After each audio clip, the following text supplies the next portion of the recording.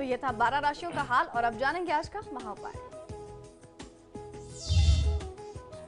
ये आज का महा उपाय भी बहुत विशेष है। आज मैं आपको जानकारी देने वाला हूं कि श्रावण मास में कौन कौन सी तिथियां, कौन कौन से व्रत, कौन कौन से त्योहार हम लोग मनाते हैं, जिनका आपको बहुत ज्यादा ध्यान रखना चाहिए। और इन तिथियों का ध्यान रखिए, इन व्रतों को, इन पर्व को, इन त्योहार को आप मनाइए, इनको जाने मत दीजिए, क्योंकि इन तिथियों में बहुत बड़े बड़े राज छुपे हैं। अगर आप इन तिथियों में कुछ दान करते हैं, व्रत करते हैं, पूजा पाठ करते हैं, तो इसका जो लाभ है वो कई गुना बढ़ करके आपको प्राप्त होता है। तो इसी क्रम में सबसे पहले बात करेंगे श्रावण मास में रखे जाने वाले व्रतों की।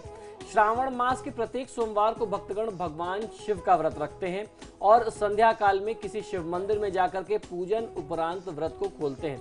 अविवाहित कन्याएं जो हैं वो उत्तम वर की प्राप्ति के लिए श्रावण मास के प्रत्येक सोमवार से 4 सोमवार जो इस बार पड़ रहे हैं उसमें व्रत करती हैं और व्रत करने के बाद मां मंगला गौरी का व्रत भी रखती हैं।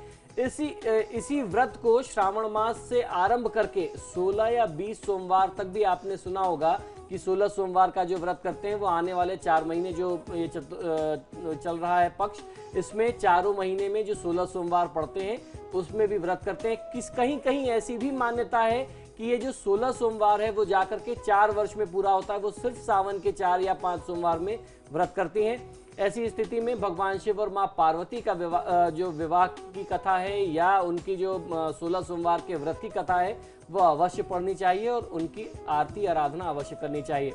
विवाहित स्त्रियां अपने पति एवं परिवार की सुख समृद्धि के लिए सोमवार के व्रत को करती हैं। शिव पुराण के अनुसार सोमवार को भगवान शिव का वार माना गया है, इसलिए सोमवार को ही इस दिन जो है व्रत करने की महत्ता मानी जाती है। इसके अलावा सावन की शिवरात्रि, प्रदोष आदि भी व्रत की बहुत ही महत्वपूर्ण तिथियां हैं। कुछ लोग नागपंचमी की तिथि में भी व्रत करते हैं। आइए अब बात कर लेते हैं श्रावण मास में मनाए जाने वाले त्योहारों की।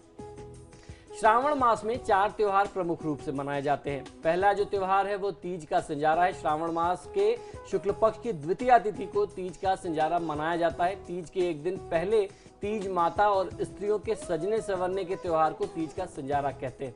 आइए अब जानते हैं दूसरा पर्व क्या है। तीज या श्रावणी तीज इसे कहते हैं या मधुश्रवा तीज भी इसे कई जगह पे कहते हैं। श्रावण माह के शुक्ल पक्ष की तृतीया तिथि को तीज का त्योहार मनाया जाता है। मां पार्वती का वह स्वरूप जो तृतीय तिथि के रूप में अवतरित हुआ था उन्हें तीज माता कहते हैं। इस दिन इन्हीं तीज माता की पूजा की जाती है और सवारी निकाली जाती है। इनको जो है जितनी भी सुहाग की सामग्रियां हैं, जो महिलाएं सुहाग करती हैं, श्रृंगार करती हैं, वो चीजें अर्पित करते हैं। उसी स्वरूप में, एक सुहागिन के स्वरूप में इनको सजाते हैं। तीसरा जो त्योहार है जिसको मनाया जाता है वह है नाग पंचमी। श्रावण माह के शुक्ल पक्ष की पंचमी तिथि को नाग पंचमी का त्योहार मनाया जाता है। इस दिन नाग देवता का पूजन बहुत सारे घरों में करते हैं। अमूमन हर व्यक्ति करता है। नाग देवता को कई चीजों से जोड़ के देखते हैं। कुल देवता जोड़ करके देखते हैं, धन का रक्षक जोड़ करके देखते हैं, परिवार का, वंश की वृद्धि का द्योतक यानी सूचक मान करके इनकी पूजा की जाती है। अब बात कर लेते हैं श्रावण मास के आखिरी पर्व की कि कौन सा पर्व हम लोग आखिरी मनाते हैं। वह है रक्षाबंधन, जो सावन के महीने की अंतिम तिथि यानी पूर्णिमा की तिथि में मनाया जाता है। रक्षाबंधन का त्योहार जो है सावन की पूर्णिमा में मनाते हैं।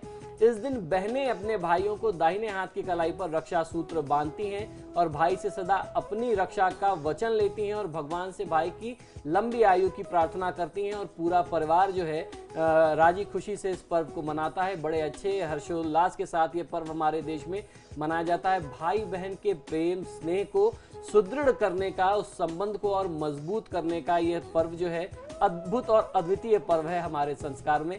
तो ये जानकारी हम लोगों ने आपको इस वजह से दी कि जाने अनजाने यदि आपसे कुछ व्रत या कोई तिथि, कोई पर्व मिस हो रहा हो, छूट रहा हो, तो अभी पूरा महीना बाकी है। आप अपने इन सारे व्रतों को, इन सारे पर्व को पूरे मनोयोग के साथ मना सकते हैं, उसका लाभ ले सकते हैं। तो ये था आज का महाउपाय। आचार्य जी हमारे साथ बने रहे, आपका बहुत बहुत शुक्रिया। जय महाकाल। आपके सितारे में आज के लिए बस इतना ही। कल फिर होगी मुलाकात, तब तक के लिए नमस्कार।